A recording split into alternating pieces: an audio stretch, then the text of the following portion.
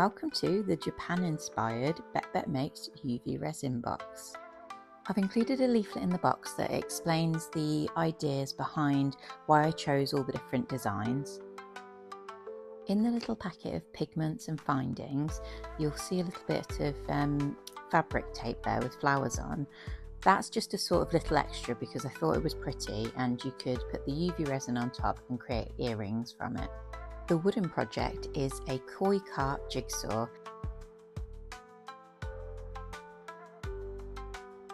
The silicone project is my absolute favourite. You have a Japanese snow fairy bird, some branches for your sakura blossoms, and then the little cherry blossom mould at the bottom there with various sizes. I've also included a set of 6 acrylic paints which can be used to paint your koi carp jigsaw, and obviously a paintbrush, but you can also use these paints to rub into your cherry blossom design to pick out the flowers. At the bottom of your box you'll find this little extra gift. These little document wallets should only actually be available in Japan, as they've been created by my distributors to hand out at events where they sell my jewellery, but I asked if I could bring a few home for you guys. And they feature lots of my wooden jewellery designs on the cover. And then inside you'll find lots of various sizes of origami papers and some instructions. This kit came with the option to purchase with or without the UV resin if you already had some, but as a safety note, please remember to wear gloves and use in a well ventilated space. Avoid contact with your skin, you don't want it on your hands or in your hair. So in your findings pack you have your fabric tape as I mentioned before, 3 pigment powders which you'll mix into the UV resin to colour it, and sparkly pink glitter. For the findings I've included 3 clutch pins and backs, some stainless steel earring posts, and a brooch pin and 2 eye pins. The UV resin comes out the bottle clear, and then I'm mixing it with the pigment powders and the glitter to create the colours for our sakura flowers. When using the pigment powders, you just want to make sure that they're thoroughly mixed in because they're very highly pigmented and you don't want to flood your UV resin with too much of them. The silicone moulds have fine details in them, and as long as you don't overfill a section, the resin will naturally stop when it reaches the line. So here I'm just picking out the centre of each flower with the pigment.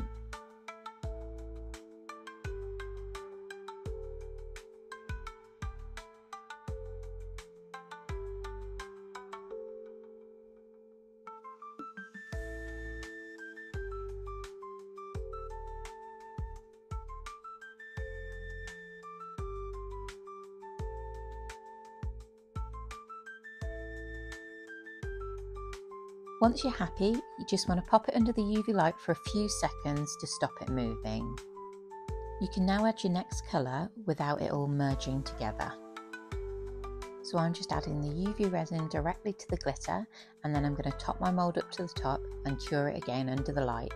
And as we'll be filling the mould to the top this time, we'll cure it for the full 2 to 4 minutes so it's completely solid.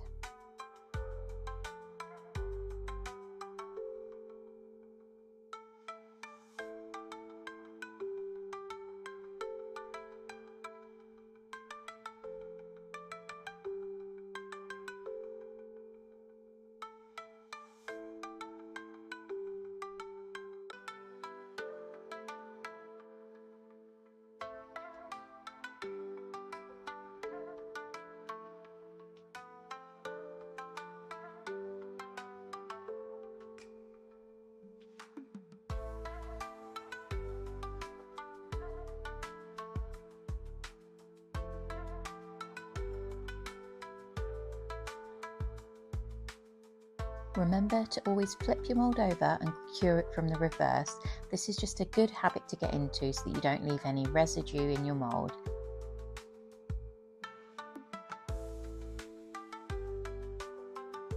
And once you're happy it's fully cured, you can pop it out of the mould. So you could just turn these into stud earrings and a pin badge or a necklace.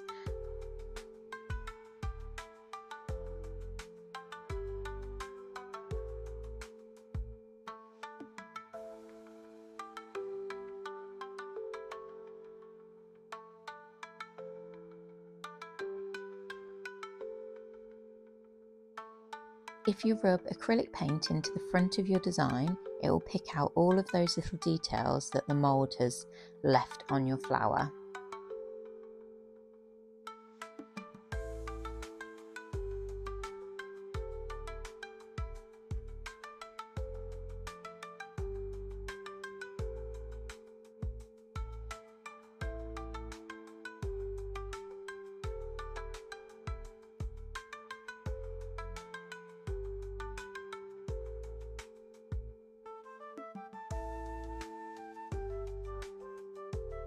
And then just using a wet wipe, you want to wipe off the excess paint, taking care not to lift it out of the lines.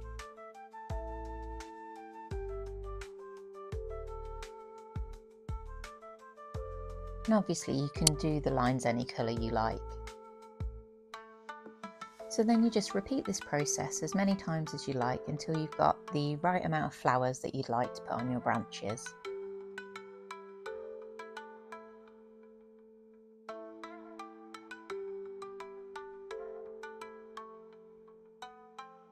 So you just want to lay them out to get a vague idea of where you're going to put your flowers.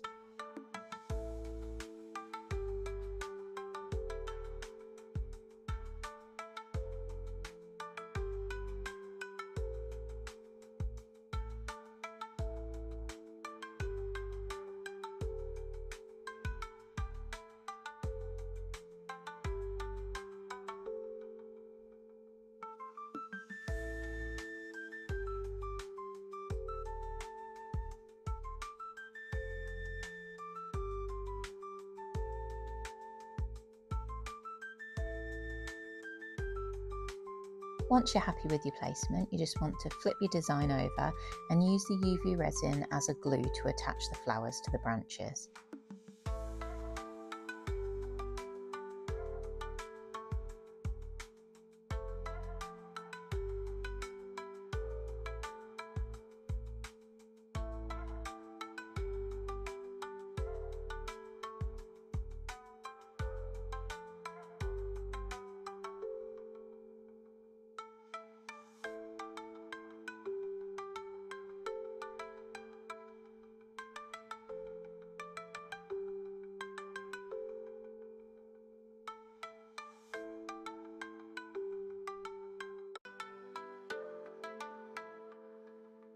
And there you have a beautiful little cherry blossom.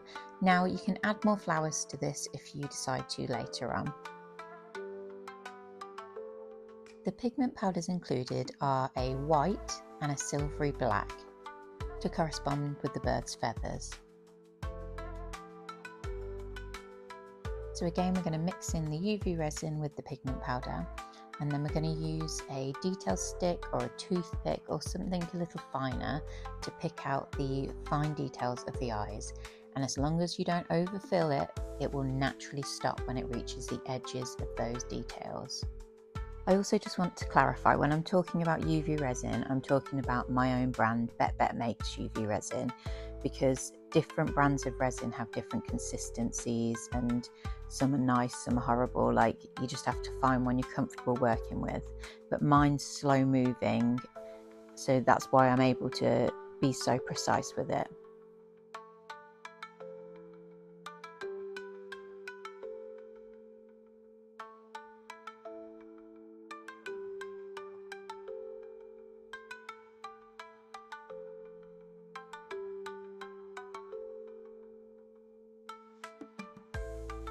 Then you just want to cure it for a few seconds to stop it moving, and take care not to cure your resin you've already got mixed up.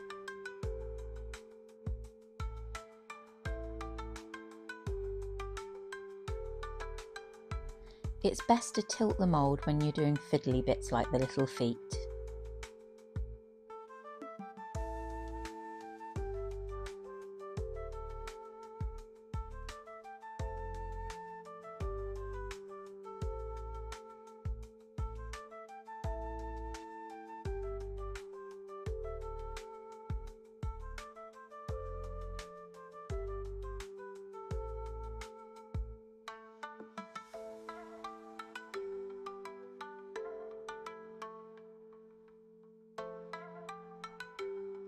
So the next few steps, you're basically colouring the mould in and then partially curing it between each layer.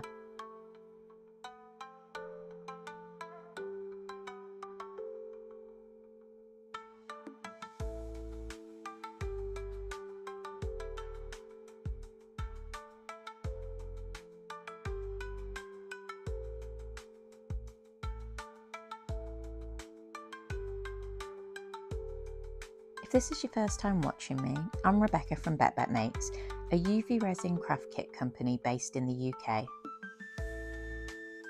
The other side of my business, I create handmade jewellery using the UV resin, and my biggest stockist is in Japan, and they recently invited me to travel to Tokyo to demonstrate at a British fair.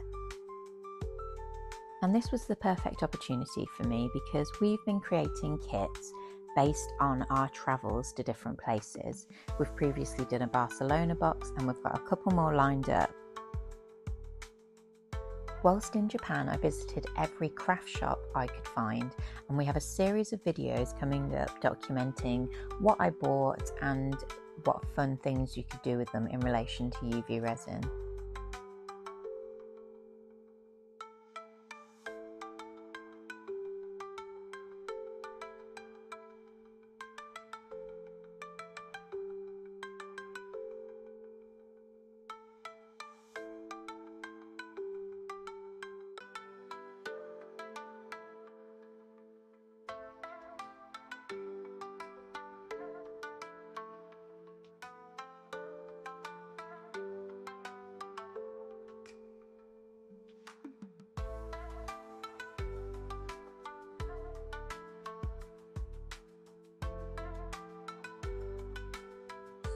So you just want to be calm and steady as you're filling up these larger areas.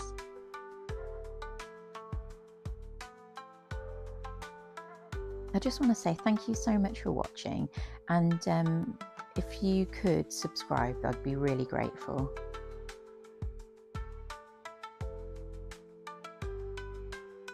We're trying to grow the channel so that I can dedicate more time to making the videos, as I know a lot of people like to see each mould being done.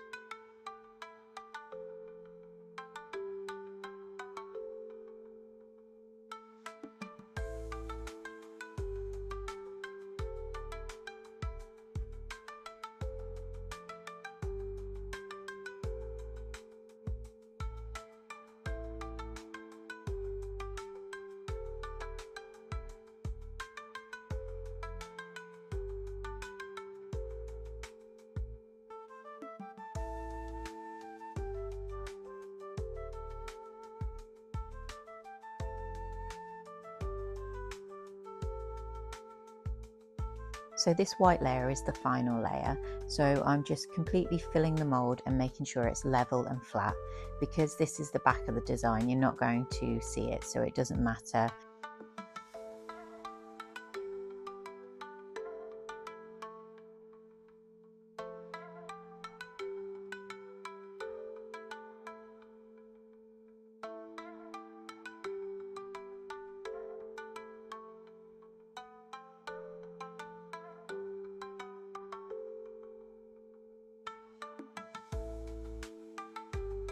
And once this is fully cured for the 2 to 4 minutes, it's time for the final reveal of your design.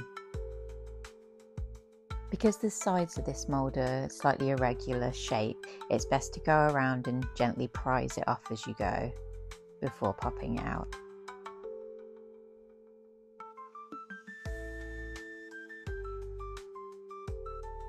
I'm so pleased with how pretty this turned out, but if you just change the colours up, you could easily create a robin or a blue tit or something with this mould. And then it's up to you what you do with it. You could either, attach it to the branch and create a decorative piece, or you could attach a brooch back and wear it as jewellery.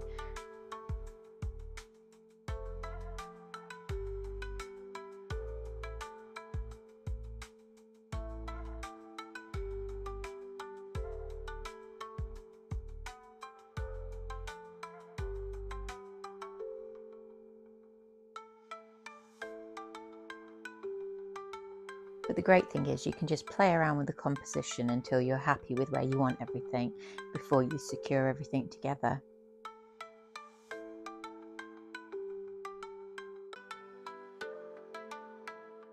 Whilst in Japan, I saw loads of origami jewellery, which was so pretty, and it was basically like the papers folded, but then a lot of them were finished with the UV resin as like a glaze to make them sturdier.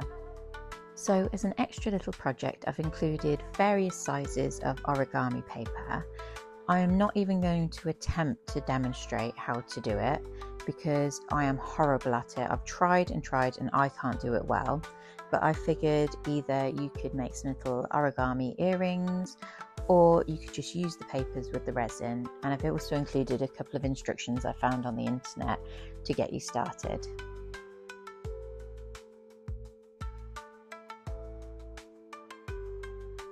In the wooden koi project, you have the jigsaw layer, which you can see here, and then behind it there's a second solid layer of the same design. So you can paint them both and then use the one behind as a guide to show you what the finished jigsaw should look like. And then you could just use a little bit of the UV resin and glitter mixed together to pick out details like the flowers and parts of the fish to make them sparkly. I hope you really enjoy this project, and I can't wait to share with you some of the other footage from Japan because there were so many cool things. And thanks for sticking with me, guys.